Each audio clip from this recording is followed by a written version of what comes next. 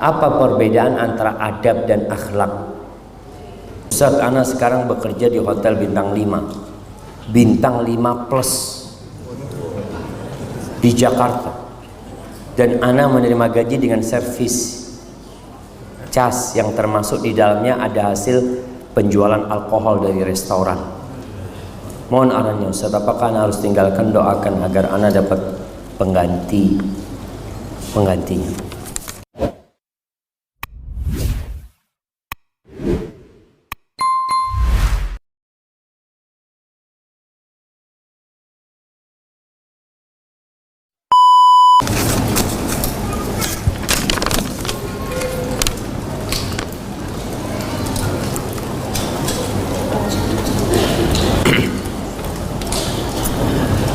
Assalamualaikum warahmatullahi wabarakatuh. Semoga Ustaz dan keluarga serta jamaah selalu dalam lindungan Allah Azza wa Jalla. Ustaz, ana sekarang bekerja di hotel bintang 5 bintang 5 plus di Jakarta, dan ana menerima gaji dengan servis cas yang termasuk di dalamnya ada hasil penjualan alkohol dari restoran. Mohon arahannya Ustaz, apakah ana harus tinggalkan? Doakan agar ana dapat penggantinya. Kalau antum tidak di bagian yang memang berhubungan dengan yang haram, artinya antum tidak ada hubungan sama tempat itu. Gaji mau nggak mau bercampur akhirnya. Ada yang halal, ada yang haram. Campuran itu di sini seorang harus bersih-bersih. Kalau memang antum tidak di bagian yang seperti itu. Di bandara pun kita lihat ada yang jualan alkohol kadang-kala tempat itu jemaah. Tapi kalau antum di bagian yang berhubungan dengan itu, antum harus tinggalkan. Barakallahu fikum. Assalamualaikum Ustaz. Waalaikumsalam. Mau tanya perihal memilih pasangan, apakah harus kaya? Meyakinkan keluarganya bahwa rezeki itu sudah ditakar oleh Allah. Berarti dia yang melamar miskin. Iya.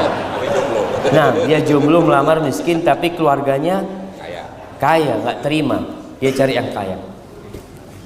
Kita udah dari awal kita sebutkan. Firman Allah Subhanahu wa taala, zuyyina linnasi hubbus syahwat. Manusia itu udah ditanamkan cinta syahwat kepada kekayaan, itu sudah ditanam. Oleh karena itu Nabi alaihissalam ketika berbincang memilih pasangan hidup, beliau mengatakan wanita dinikahin karena 4 hal. Yang pertama, kecantikan. Kita biasanya kayak gitu. Yang kita lihat tetap wajah, tubuh. Nggak usah, orang nggak peduli sama wajahnya, karena udah tahu wajahnya cantik. Dia. Makanya kadang-kadang orang disunahkan untuk melihat pasangan hidup dia, kecantikan. Yang kedua, kekayaan. Artinya ada perempuan, anak nggak apa-apa Ustaz, dapat janda nggak apa-apa. Yang penting fulus. Anak ini udah susah hidup bertahun-tahun Ustaz. Paling enggak kalau dapat janda fulus kan, aduh ya bisa makan enak dikit ya. Ada yang seperti itu. Makanya kenapa kalau janda kembang, ada bahasa Jawa itu namanya roles, rondo teles gitu. Itu rondo yang banyak fulusnya, itu rame itu jemaah yang mau melamar itu, karena yang dia pikirkan, dia nggak ngelihat jandanya, ngelihat wajahnya, apa? Fulus. Ada yang seperti itu. Dan yang ketiga, karena nasabnya, anak bangsawan ya, Masya Allah. Itu di beberapa tempat masih seperti itu. Yang keempat, karena agamanya. Nabi SAW menyebutkan agama di terakhir di dunia. Karena banyak agama memang dikesampingkan sama orang.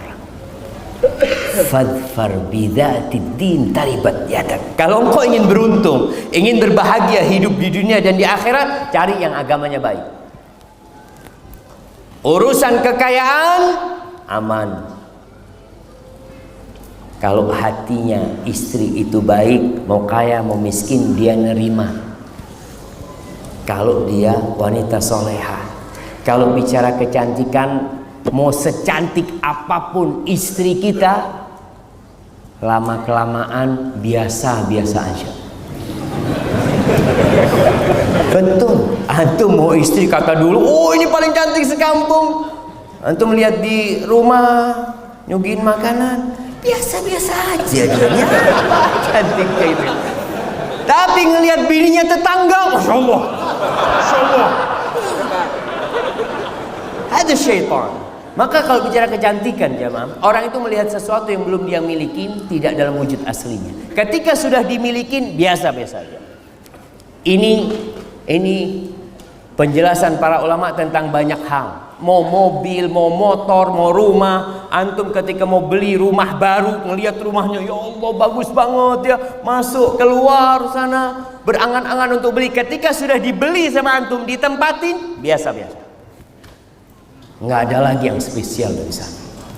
Sedangkan kalau bicara kecantikan, tambah tahun istri kita itu tambah cantik atau tambah tua. Astagfirullah ya. Sabar kita dapat istri kayak gini. Padahal dulu kepingin itu. Makanya cari yang agamanya baik. Selesai urusan. Adapun bagi laki-laki, perempuan kalau mau cari laki-laki, Rasul SAW yang pertama kalau antum mau nikah, antum harus punya kemampuan. Kalau nggak mampu jangan nikah. Ngapain? Puasa.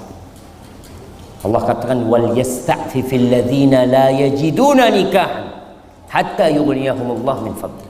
Hendaklah orang-orang yang tidak punya kemampuan jaga diri. Nggak mampu dia menikah karena nggak punya harta. Jaga diri sampai Allah kasih karunia-Nya. Dengan cara apa? Dengan cara puasa. Dengan cara ya menjaga hati sampai dikasih rezeki menikah. Dua kriteria yang disebutkan Nabi SAW di calon pengantin laki-laki. Yang pertama, agamanya baik, akhlaknya mulia. Kalau bicara agama baik, ada standar. Standar agama baik itu melaksanakan kewajiban, meninggalkan yang haram. Itu sudah. Dia alhamdulillah dia belum sholat sunnah, Ustaz. Cuma sholat 5 waktu, alhamdulillah. Berarti standar sudah. Dia Ustaz, hafalan Qurannya nggak ada Ustaz. Bisa baca Quran, alhamdulillah. Yang standar, akhlaknya mulia. Insya Allah itu sudah cukup. Bahkan Nabi SAW mewanti-wanti jangan sampai ditolak. Kalau ada yang melamar agamanya baik dan akhlaknya mulia. Kalau ditolak orang seperti ini, takun fitnatun fil ardi wa fasadun arid. Akan terjadi kerusakan di muka bumi. Akan terjadi kekacauan yang dahsyat sekali. Anak kita akan dizalimi. Antum kalau orang seperti itu ditolak, maka bagaimana cara meyakinkan keluarganya? Ya harus orang lain. Kalau antum yang meyakinkan, nggak yakin mereka. Karena antum yang melamar kan, antum karena miskin aja ngomong kayak gitu. Maka harus lewat orang lain yang memberikan nasihat. Assalamualaikum warahmatullahi wabarakatuh. Waalaikumsalam warahmatullahi wabarakatuh. Pertanyaannya, saya belum lama menikah dan menyuruh istri saya resign. Tetapi istri ingin tetap berbakti, membantu, memberikan bantuan finansial ke orang tuanya. Qadarullah, istri terkena penyakit yang harus mengeluarkan biaya cukup besar. Namun dari kejadian ini, istri tetap ingin memberikan bantuan finansial ke orang tuanya. Mohon nasihatnya Ustaz. Apakah anak tetap memberikan izin untuk tetap memperbolehkan istri memberikan bantuan ke orang tuanya atau tidak? Sedangkan dari kejadian ini anak khawatir terhadap finansial keluarga. Takut tidak bisa memberikan hak-hak kepada istri, anak-anak dan orang tua saya. Syukran jazakumullah khair. Jamaah rahimakumullah. Anak laki dan perempuan itu berbeda. Antum yang belum menikah, ketika punya anak perempuan nanti, atau sekarang yang sudah punya anak perempuan, mendidik anak perempuan ini istimewa. Kalau antum punya 2 anak perempuan, dididik dengan baik, disekolahkan, dirawat, kemudian dinikahkan, tuh anak jadi penyelamat antum dari api neraka. Karena setelah antum menikahkan perempuan itu, antum nggak dapat apa-apa lagi. Seakan-akan hasil kerja antum membesarkan anak itu habis. Beda sama anak laki. Anak laki tetap harus memberikan nafkah kepada orang tuanya. Anak perempuannya enggak, engkau harus nurut sama suamimu, hidup sama suamimu, udah cukup. Engkau bahagia, orang tua bahagia. Tapi orang tua banyak yang nggak paham itu. Banyak orang tua menyekolahkan anaknya dengan harapan anak perempuannya nanti membalas budi orang tuanya, ngasih ke orang tuanya. Seperti anak laki, enggak sama.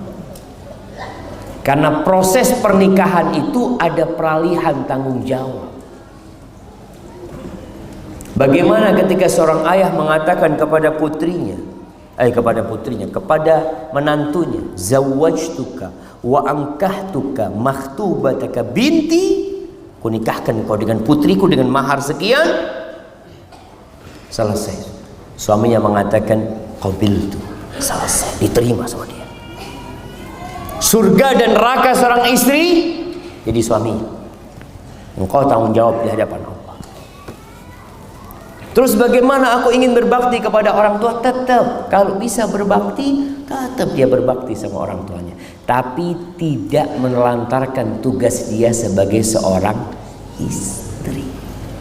Maka nih buat para wanita, sebenarnya cukup menjadi sebuah kebaktian anak perempuan kepada orang tuanya ketika dia tidak pernah menceritakan masalahnya kepada orang tuanya. Bikin orang tua bahagia. Permasalahan di rumah selesaikan sendiri. Cukup orang tua capek besarkan dirimu, sudah nikah masih ngerepotin orang tuanya lagi. Udah, bapak ibu dengar yang baik-baik aja. Punya masalah sama suami, selesaikan baik-baik. Kalau perlu teman curhat, carilah seorang yang bisa membantu. Tapi orang tua kesian. Kalau dengar anaknya ribut sama orang tuanya, anak perempuan, ya Allah, orang tua sedih sekali. Maka tugas seorang suami adalah mendudukkan istrinya, diajarin istrinya tentang bagaimana menjadi seorang istri yang baik. Kebanyakan istri ini nggak ada kuliah peristrian, nggak ada. Dia S1, S2 nggak ada belajar bagaimana cara jadi istri. Yang ada belajar bagaimana cari duit. Bukan jadi istri, bukan jadi ibu buat anak-anak. Sehingga banyak rumah tangga yang menghasilkan anak-anak yang tidak terdidik. Karena memang menikahnya bukan dengan seorang yang dipersiapkan untuk menciptakan generasi masa depan. Maka jangan dianggap remeh ibu rumah tangga. Anak usul, pekerjaan ibu rumah tangga ditiadakan, diganti. Ganti apa jemaah? Pencetak generasi masa depan. Kerjanya itu nih, bukan kasih makan sama anaknya, bukan. Anak mencetak generasi masa depan. Soalnya orang memandang ibu rumah tangga, oh ibu rumah tangga ya, nggak kerja ya, nggak kerja. 24 jam mana kerja? Bilang nggak kerja. Karena mereka berpikir kerja itu yang menghasilkan uang. Wallahi jamaah, kalau antum harus gaji istri antum dengan pekerjaan dia mendidik anak antum, nggak cukup semua gaji antum untuk dia. Apa antum akan berikan kepada istri antum? Jagain anak antum dengan cinta dan kasih sayang. Berapa antum akan gaji cinta dia? Kalau babysitter, pembantu, dia cuma karena uang mendidik anak kita. Tapi istri kita dengan cinta dan kasih sayang, dia ngajarin anak kita ngomong dan bicara. Dia ngajarin anak kita jalan. Tahu-tahu antum pulang kerja, anak kita sudah bisa berdiri. Ya Allah, anak kita sudah bisa ngomong. udah bisa baca Al-Fatihah, siapa yang ngajarin? Istri antum. Mau digaji berapa dia jamaah? Tapi sebagai seorang suami katakan kepada istri, udah kau nggak usah kerja. Sebagian rizkiku insya Allah untuk bantu orang tua. Rizki yang seharusnya bayar pembantu, bayar apa udah nggak ada lah, semuanya untuk bantu orang tua. Insya Allah lebih diberkahin sama Allah SWT. Tapi masalahnya tadi banyak perempuan yang nggak pernah sekolah bagaimana menjadi seorang istri. Wallahu a'lam. Ustaz, semoga Allah merahmati Ustaz dan jamaah sekalian. Ustaz, mohon doanya untuk saya hijrah dari keburukan. Dan ana mohon nasihat sebagai pelajar yang takut kepada Allah Azza wa Jalla. Oleh jamaah teman-teman yang sedang belajar, yang sedang kuliah, yang sedang SMA, berat perjuangan antum. Ana di pesantren 6 tahun, ya sama laki semuanya terjaga. Kuliah sama, ketemu jenggotan semuanya. Kuliah di Jakarta, kuliah di Medina sama aja, Masya Allah. Dan ternyata itulah yang menjadikan kita bisa menjaga diri dari fitnah wanita. Dan ternyata kalau antum lihat-lihat orang-orang Nasoro di Jakarta ini ada sekolah namanya Canisius ya. Itu khusus laki-laki, Katolik sekolah. Didirikan tahun 1929 masih zamannya Belanda. Belanda udah bikin sekolahan, nggak boleh laki campur sama perempuan. Oh kenapa kata dia? Mau belajar ini. Terus nanti kalau mau kawin ya nikah aja kalau udah lulus. Emangnya anak-anak mau diajarin apa di sekolah kalau harus kumpul laki perempuan? Dan Indonesia darurat HIV sekarang. Na'udzubillah min dzalik. Mana sering sampaikan di beberapa kajian hasil riset Menteri Kesehatan dan Komisi Perlindungan Anak, 62,7% anak-anak itu sudah pernah melakukan seks bebas di negeri kita. Kenapa? Ya karena sistemnya yang ada seperti itu. Anak SMA, anak SMP. Kenapa mereka harus kumpul lagi perempuan sih? Ini yang Nasoro, yang Katolik, yang non Muslim berani bikin sekolah khusus laki-laki dan lulusannya bagus-bagus karena serius sekolahnya. Tapi kalau kumpul sama cewek-cewek zaman sekolah berangkat, kadang-kadang yang dibawa cuma sisir zaman. Bawa buku mas, bawa sisir di sekolah. Wallahi sahih. Maka memang harus sabar. Tapi ke depan insya Allah. Di Malaysia ada teman Malaysia cerita, Ustaz di tempat kita ada sekolah yang dibangun Inggris, Ustaz. Inggris yang bangun tempat kita tahun 1904 apakah dia katakan khusus laki-laki. Inggris bikin itu jamaah. Subhanallah. Karena mereka tahu sekolah harus serius, harus belajar. Perempuan ini goda, laki juga goda. Coba ketika perempuan sekolahnya semua perempuan, serius nggak dia belajar? Serius, mau ngapain? Nggak ada yang mau digodain. Laki-laki seperti itu. Tapi yang ya mudah-mudahan ke depan lah. Karena tujuannya kita membangun negeri kita untuk menjadikannya lebih baik. Bagaimana caranya? Ya ada studi banding. Islam dari dulu udah ngajarin gitu. Itu orang dipelajari bagaimana Islam membangun sebuah peradaban. Barakallahu fikum.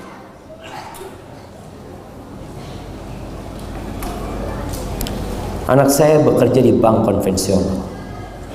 Setiap bulan kami dikirimkan uang. Kalau dibilang kami sebagai orang tua tidak terlalu butuh uang tersebut sebab kami masih bisa membiayai diri kami sendiri. Pertanyaan saya, apakah saya mendapatkan dosa riba jika saya menerima uang tersebut, dan apa hukumnya apabila anak saya menambahin biaya umroh atau haji saya? Apakah umroh dan haji saya sah? Jazakallah khairan.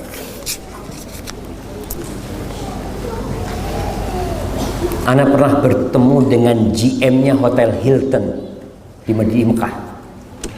Namanya Ibrahim Al-Fatih. Dia cerita, Anak sekolah di Amerika kata dia. Pulang kerja di bank konvensional, bank apa namanya nggak tahu. Suatu hari kata dia, anak ngundang keluarga makan bersama, keluarganya ibu. Datanglah saudaranya ibu, ngobrol-ngobrol. Setelah itu tanya, kerja di mana kamu? Wah, anak kerja di bank, gaji sekian. Dia gajinya waktu itu cerita sama anak 11.000 real. Baru masuk dia 11.000 real. Kira-kira ya 40 jutaan lah gaji dia. Setelah dengar itu pamannya ini pas waktu makan dia nggak mau makan. Aduh nggak, anak udah kenyang kata dia. Paman ini masalah kata dia. Panggil ibunya, ibu, ini paman nggak mau makan kata dia. Datang ibunya, ini adiknya. Kenapa nggak makan? Ayo makan kata dia. Enggak, ini kenapa nggak makan kata dia. Nggak seperti biasanya. Soalnya anakmu kerja di bank konvensional kata dia. Riba, jelaskan. Apa kata ibu? Nak, besok resign. Kata nanya, resign ibu. Kata dia, ya anak sama ibu. Iya ibu, selesai. Besok resign. Anak resign mikir mau kerja apa? Kata dia, 11.000 real. Lalu dia cerita, anak keluar, anak daftar jadi resepsionis di Hotel Hilton dengan gaji 3.000 apa 4.000 real, sepertiganya gaji dia. Dia cerita, subhanallah katanya, itu gaji 11.000 tiap bulan habis. Tiap bulan habis. Yang anak sakit, yang mobil rusak, ini semuanya habis tuh fulus. Subhanallah, anak punya gaji 3.000 4.000 real bisa nabung dan akhirnya menjadi GM-nya Hilton dia. Subhanallah. Jadi buat orang tua yang punya anak kerja di bank konvensional, suruh berhenti. Suruh berhenti. Duduk, panggil anak. Dudukkan anak. Jangan bicara hukum bank. Tumbuhkan di hati anak pengetahuan atau ingatan kenapa kita hidup di muka bumi. Ceritakan kepada dia, nak, kau 9 bulan minum dari darah ibu, nak. Engkau belum bisa kerja, engkau belum bisa usaha, engkau keluar pun rezekimu sudah ada, nak. Sampaikan kepada anak. Setelah itu minta dia untuk keluar, karena Allah mengumumkan perang kepada pelaku riba. Dan alhamdulillah di Indonesia ini perkembangan orang-orang yang mau jadi baik banyak. Umat Islam mayoritas. Dulu nggak ada bank syariah, nggak ada. Sekarang ketika banyak yang sadar, alhamdulillah tuntutan adanya bank syariah muncul. Walaupun bank itu belum 100% syariah, tapi usaha untuk menjadi syariah ada. Maka sampaikan kepada anak agar dia berhenti. Adapun pemberian anak kepada orang tua dari hasil riba, kalau orang tuanya tidak butuh, jangan diambil. Kalau terpaksa dia perlu sama uang itu, nggak ada masalah. Tapi kalau dia nggak butuh sama tuh duit, jangan. Supaya anaknya juga belajar, tahu kenapa orang tuanya tidak mau. Dan insya Allah mudah-mudahan anaknya kembali kepada Allah Azza wa Jalla. Hadza wallahu a'lam. Assalamualaikum Ustaz. Waalaikumsalam. Semoga Allah merahmati Ustaz dan seluruh umat Islam.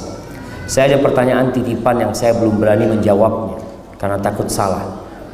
Pertanyaannya, apa perbedaan antara adab dan akhlak? Nah, bagaimana cara seorang istri untuk berbakti kepada orang tuanya sedangkan ia ikut suami tinggal di luar pulau? Pertanyaan pertama, perbedaan antara adab dan akhlak. Akhlak itu sifat, akhlak itu karakter yang tertanam di dalam jiwa, yang membuat orang itu melakukan tindakan tanpa berpikir dan tanpa menunggu. Akhlak itu keberanian, itu akhlak. Dermawan, gak usah mikir. Ada orang perlu dibantu, Masya Allah. Anak pernah berjumpa dengan satu orang di Jeddah, jemaah. Anak kalau lihat nggak ada orang akhlaknya kayak dia, Masya Allah. Ketika anak nulis disertasi tentang peran lembaga dan ormas Islam dalam membendung pemurtadan di Indonesia. Kadang-kadang kita perlu pulang ke Indonesia, butuh dana. Setiap anak telepon ke dia, jawaban dia satu, absyir, aman, ada kabar gembira buat engkau. Terus ya Allah ya Karim. Ini orang Masya Allah. Itu akhlak, nggak dibuat-buat. Sifat yang tertanam di dalam jiwa, yang mendorong orangnya untuk melakukan tindakan tanpa berpikir, itu akhlak. Tapi kalau adab, itu cara dalam menyikapi sesuatu. Ada adab makan, bukan akhlak makan. Adab makan, tata cara makan yang sesuai dengan. Ada adab tidur, ada adab bertamu, itu adab babnya. Tapi kalau akhlak adalah sifat. Namun sebagian ulama menjadikan adab itu akhlak yang mulia. Karena akhlak ini ada akhlak buruk, ada akhlak mulia. Jadi umum kalau akhlak itu. Kalau akhlak yang baik dimasukkan sebagian ke dalam adab. Hadza wallahu a'lam. Orang kaya gemar sedekah. Bagaimana ibadahnya orang miskin? Sedekah juga. Subhanallah, kalau bicara bab sedekah ini jemaah, Islam itu melampaui batasan-batasan semua agama dalam bab sedekah. Orang berpikir sedekah fulus. Islam mengajarkan satu kali tasbih itu sedekah. Menolong orang lain mengangkat barangnya sedekah. Amar ma'ruf nahi mungkar sedekah. Mendatangi istri menggaulinya sedekah. Insyaallah. Ini sedekahnya orang miskin. Kata Rasul SAW, wa fi bud'i ahadikum sedekah. Kalian mendatangi istri kalian dapat pahala sedekah. Jadi Masya Allah, para sahabat sampai bingung. Ya Rasulullah, ayati ahaduna syahwatahu wa yakunu lahu fiha ajrun.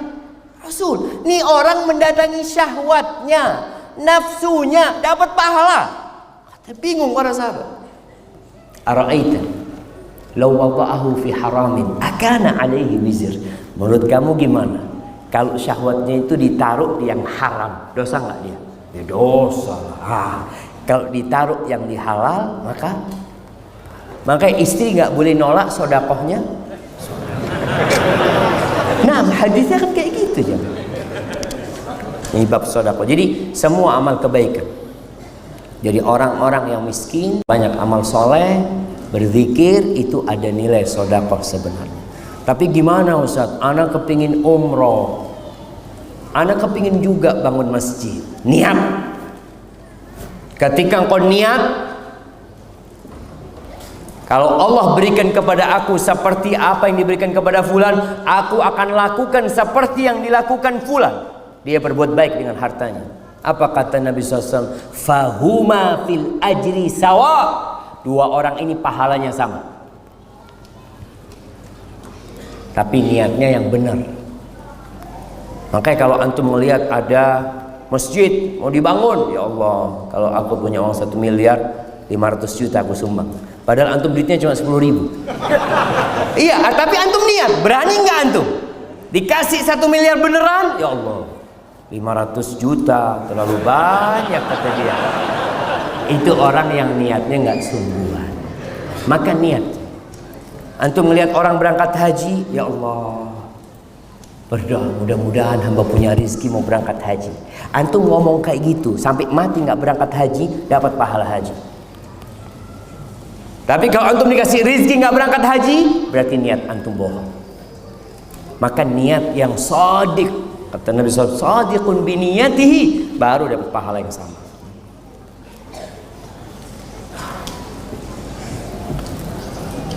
Assalamualaikum Ustaz.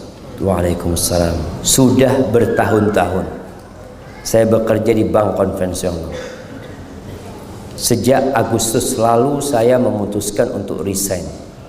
Tapi saya tidak memberitahu orang tua dan istri saya. Karena sebelum mengajukan resign, saya sudah bilang ke mereka bahaya riba.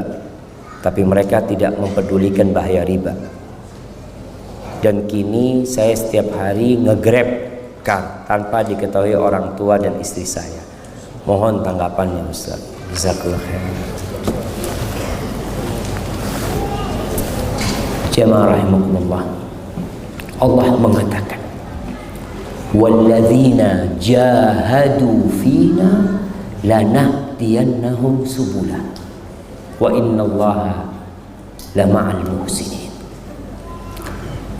Dan orang-orang yang bersungguh-sungguh berjuang mencari keridhaan kami di jalan kami, pasti kami, kata Allah, kami tunjukin jalan-jalan kami. Allah itu bersama orang-orang yang suka berbuat baik. Ini orang Masya Allah, dia berani mengambil resiko itu. Tapi satu sisi dia tidak ingin menyakitin orang tuanya, menyakitin istrinya. Antum perlahan-lahan tetap berdakwah kepada orang tua. Tunjukkan akhlak yang mulia. Dan kalau antum hijrah, antum akan diuji dan dicoba sama Allah. Ingat kisah Ashabul Ukhdud. Bagaimana kisah Ghulam ketika dia berhasil melempar itu binatang dan kemudian menyingkir binatang tersebut sehingga orang bisa jalan. Kata pendetanya, "Ya Ghulam, engkau akan diuji. Engkau akan diuji."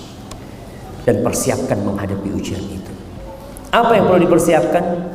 Perbanyak baca hasbiyallah wa ni'mal wakil. Cukup Allah buat aku. Allah sebaik-baiknya penolong. Itu ucapan yang diucapkan oleh Nabi Ibrahim alaihissalam. Ketika Nabi Ibrahim dilemparkan dari alat pelontar menuju kepada api. Karena kaumnya membuat api yang begitu besar sehingga mereka pun tidak bisa mendekati api tersebut. Akhirnya mereka bikin alat pelontar. Ketika dalam pelontaran itu Nabi Ibrahim ditelanjangin sama kaum. Antum lihat ujian Nabi Ibrahim begitu dahsyatnya. Ditelanjangin sama kaumnya, dilemparkan ke api. Datang malaikat Jibril menawarkan pertolongan. "Alaka ilayya hajah, Ibrahim, kau perlu bantuanku?"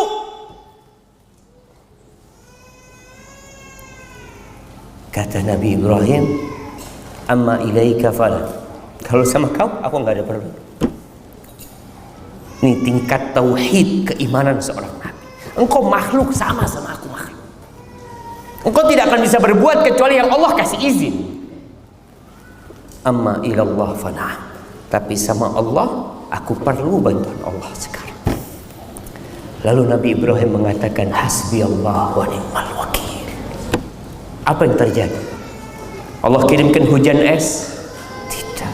Allah kirimkan angin yang mematikan itu api? La. Allah Rabbul Alamin. Allah itu Tuhannya api.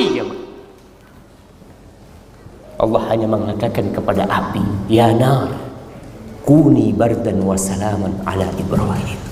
Wahai api, jadilah engkau sejuk dan keselamatan buat Ibrahim.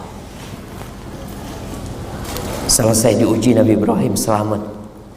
Nanti istrinya diuji dengan istri yang nggak punya anak bertahun-tahun. Nabi istrinya nggak punya anak bertahun-tahun. Sampai seperti itu. Punya anak nggak boleh melihat anaknya. Nabi Ibrahim punya anak, anaknya suruh taruh di Mekah. Bertahun-tahun, puluhan tahun baru melihat Ismail dalam gendongan Yesus bawa ke Mekah, tinggal di sana. Nggak ada siapa-siapa di sana jemaah. Lihat ketika orang bergantung sama Allah. Itu istrinya Nabi Ibrahim, Hajar, berkata kepada Nabi Ibrahim, ditaruh di sana, ditinggalin air satu wadah sama kurma. Nabi Ibrahim balik, kata istrinya, "Ya Ibrahim, ila man takiluna?" Kamu titipkan kami kepada siapa di sini? Nabi Ibrahim diam. Dia jalan dengan kendaraan, nggak noleh, nggak tega Nabi Ibrahim. Ditanya lagi sama istri, "Ya Ibrahim, engkau titipkan kami kepada siapa?" Terus Nabi Ibrahim jawab. Yang ketiga kalinya istrinya sadar, kayaknya pertanyaannya ana yang salah. Maka dia rubah pertanyaannya. "Ya Ibrahim, Allahu amaraka bihada?" Apakah Allah yang memerintahkan kepadamu untuk melakukan ini? Kata Nabi Ibrahim. Kata istrinya, silahkan kau pergi. Allah tidak akan melantarkan kita di tempat ini. Silahkan kau pergi.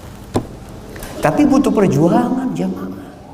Antum pikir istrinya Nabi Ibrahim diam duduk-duduk di sana?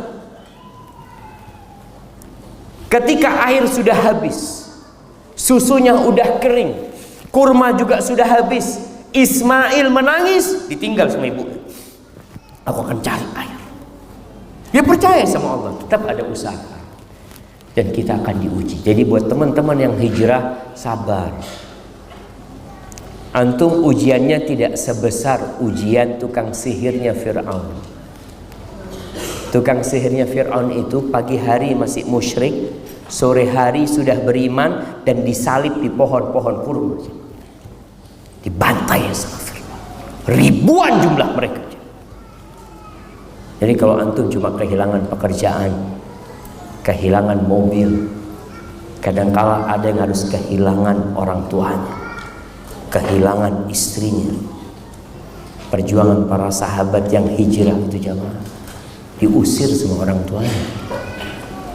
Nabi Ibrahim itu kehilangan bapaknya.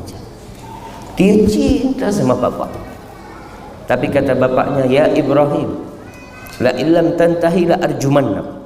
Ibrahim, kalau kau nggak berhenti ngasih nasihat aku akan lemparin engkau dengan batu. Wah, jurni mania.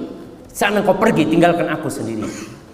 Subhanallah, gimana anak diusir sama orang tuanya. Tapi Nabi belum tetap berusaha baik sama orang tuanya. Maka buat teman-teman yang hijrah, hendaklah bersabar.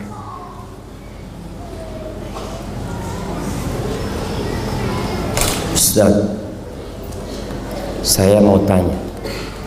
Saya baru di PHK dan saya serta istri ada kerja sampingan. Tetapi setiap saya dan istri bekerja, kita menitipkan anak-anak kami ke ibu mertua saya. Ibu mertua tidak pernah komplain.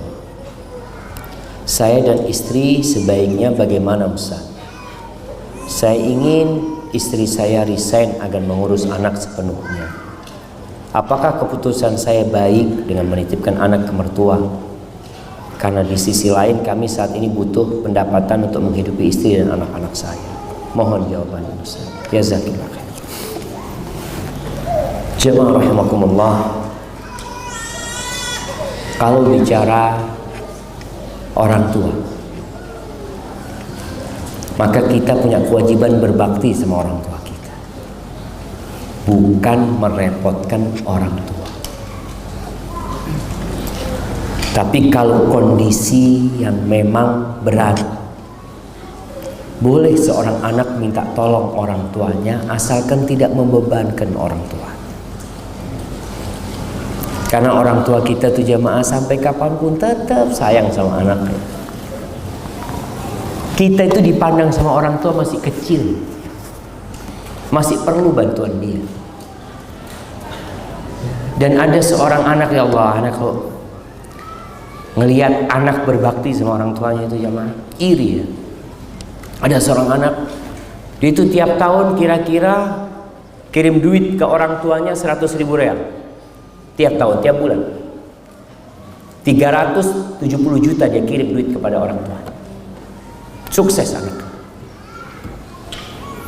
Tapi kalau dia berangkat ke rumah orang tuanya, dia nggak bawa duit. Dia nggak bawa duit. Dia memang sengaja anak tinggal dompet apa anak tinggal. Kadang-kala belanja sama ibunya ke supermarket, sampai supermarket, Umi, anak nggak bawa fulus Umi. Kata Uminya, absyir, tenang, pakai duitnya Umi. Dia ingin supaya dia tetap kecil, dia perlu sama ibunya. Dan Allah mengingatkan kita supaya kita itu ingat kalau kita ini masih kecil. Di hadapan orang tua kita tetap anak pangkatnya. Maka Allah suruh kita berdoa, apa doanya? Wa qur rabbirhamhuma kama rabbayani shaghira.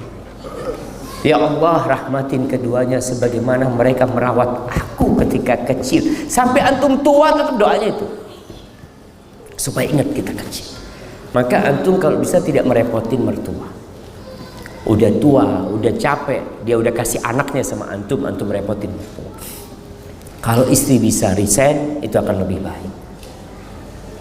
Resign dari pekerjaan bukan berarti perempuan tidak bekerja. Alhamdulillah banyak pekerjaan yang bisa dilakukan. Tetap bergantung sama Allah SWT. Jangan pernah bergantung kepada pekerjaan kita. Yang kasih rizki itu bukan bos kita, bukan perusahaan kita.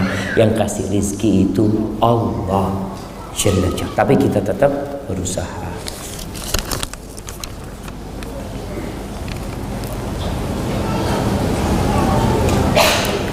Bolehkah bersedekah lalu berdoa untuk diluaskan rizki dan untuk dilunasi semua utang?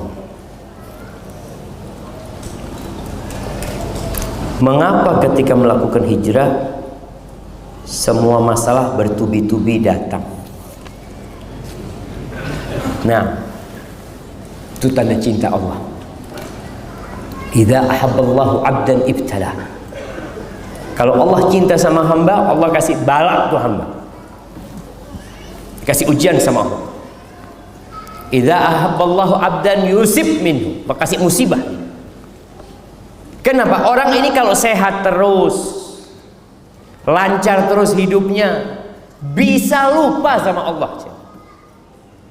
Allah katakan innal insana la yatgha.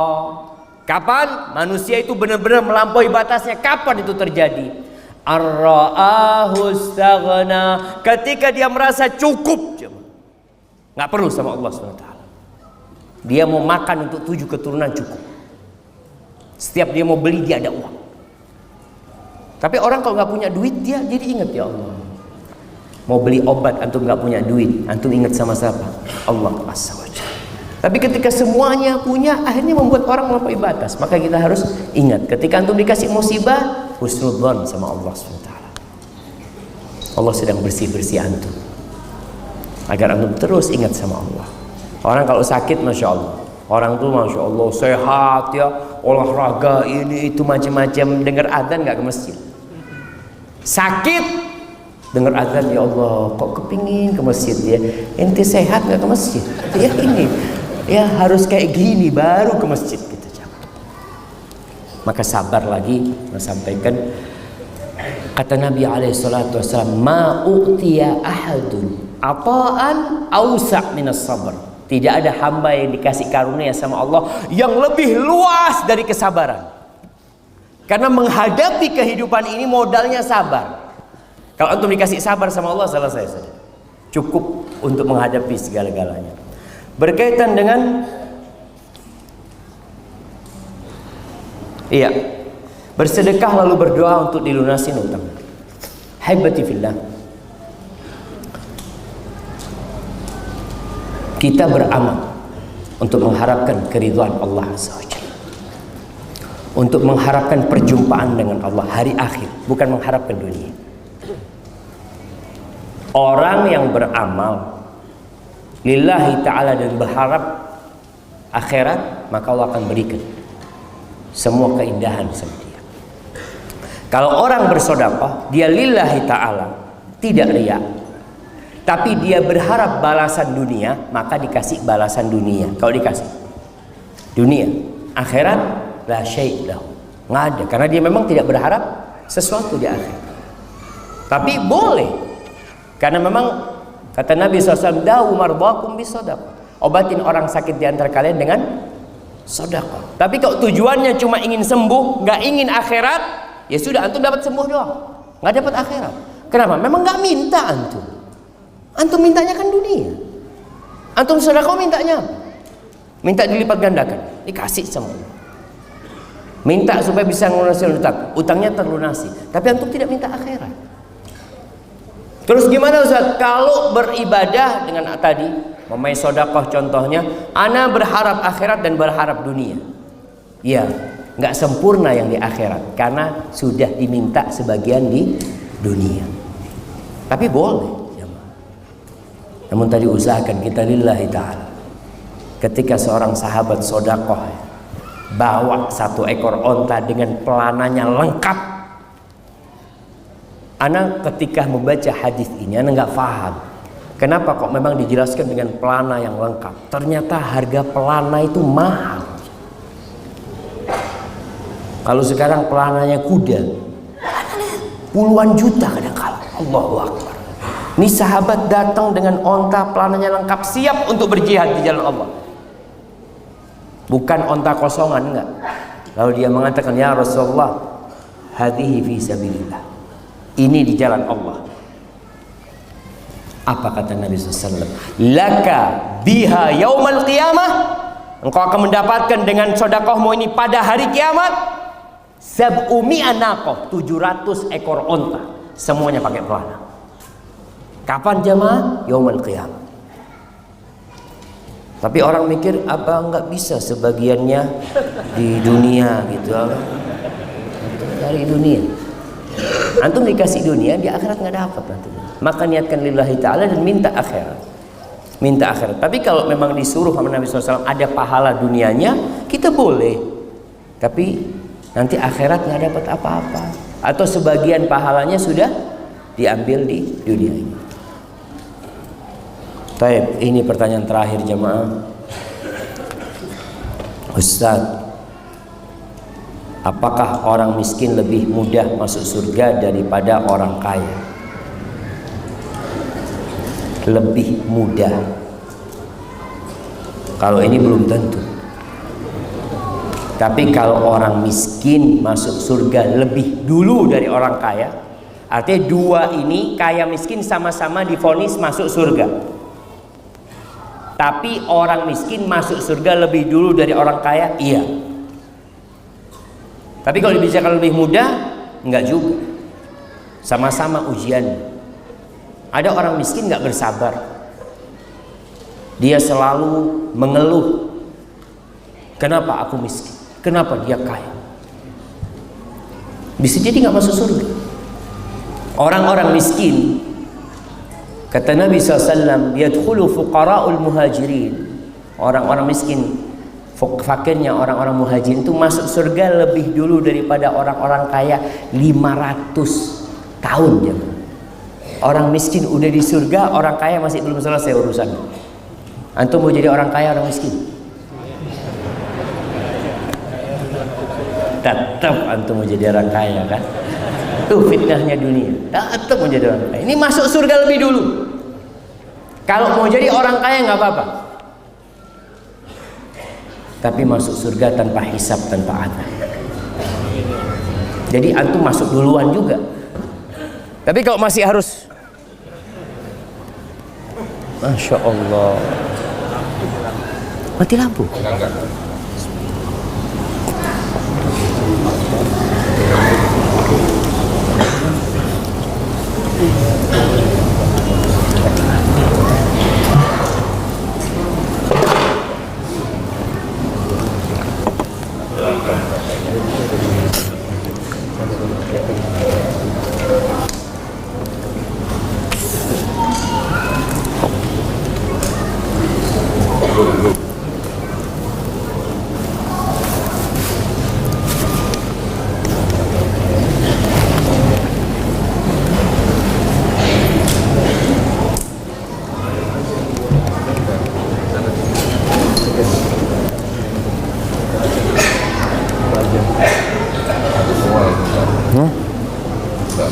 Mati. Masya Allah. Memang suruh berhenti Ustaz. Ya. Antum kalau mau masuk jadi orang kaya nggak apa-apa. Orang kaya yang masuk surga tanpa hisab, tanpa azab. Iya, dia masuk duluan juga karena tanpa hisab, tanpa azab. Jadi lebih baik yang mana jemaah? Kaya bersyukur atau miskin bersabar?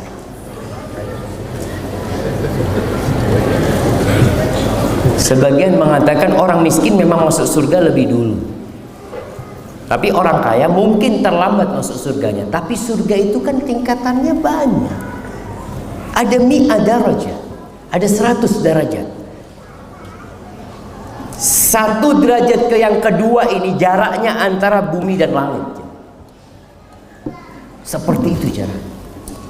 Jadi bisa jadi orang kaya ini terlambat masuk surganya, tapi dia berada di derajat yang tinggi.